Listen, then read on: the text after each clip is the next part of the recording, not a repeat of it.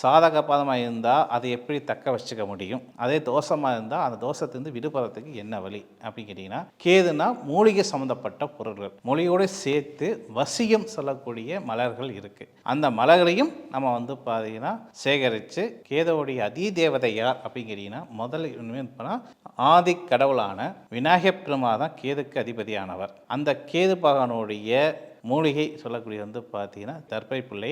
அது வந்து நீர் ஓடையில் சொல்லக்கூடிய ஓடை பகுதியில் இருக்கும். அதுக்கப்புறம் வந்து போனால் புதர்கள் இருக்கிற இடத்துல வந்து போனால் தர்பை பிள்ளை வந்து இருக்கும். அந்த தர்பை பிள்ளையை வந்து போனால் எந்த அளவுக்கு விநாயகர் பெருமாளுக்கு கேது தசையிலையோ அல்லது கேது புத்திலையோ நீங்கள் எந்த அளவுக்கு நீங்கள் பயன்படுத்துறீங்களோ அந்த அளவுக்கு யோக பலனை கொடுக்குமா, நிச்சயம் கொடுக்கும். அது மட்டும் இல்லாமல் வசிய மலர்கள், மூலிகை செடிகள், மூலிகை மரங்கள், முக்கியமாக வந்து தலை விருச்சகத்தில் வந்து கேது பகவான் உங்களுக்கு தோஷமாக இருந்தால் நீங்கள் 5 மர விருட்சங்களுடைய இலைகளாகட்டும், விருட்சகத்தோடைய சிதறல்கள் சொல்லக்கூடிய எல்லாமே மூலிகை சம்மந்தப்பட்டது தான், வாசனை சம்மந்தப்பட்டது தான். அது என்ன 5 வகையான மரங்கள் அப்படின்னா, முதல் இடத்துலையுமே சொல்லக்கூடிய ஆலமரம், அதுக்கப்புறம் வந்து பிலாமரம், அதுக்கப்புறம் வேப்ப மரம், அத்தி மரம், அதுக்கப்புறம் வந்து பார்த்தீங்கன்னா மாமரம். இந்த 5 மரத்தோடைய கிளைகளிலிருந்து அடி தளத்திலிருந்து மேல் தளம் சொல்லக்கூடிய இலைகள் வரைக்குமே இந்த கேது பகவானுடைய ஆட்சியாக இருக்கு. இந்த 5 பொருட்களை நீங்கள் சேகரித்து அதை வந்து வாசனையாக நீங்கள் வந்து பணம் உள்கொள்ள கொள்ள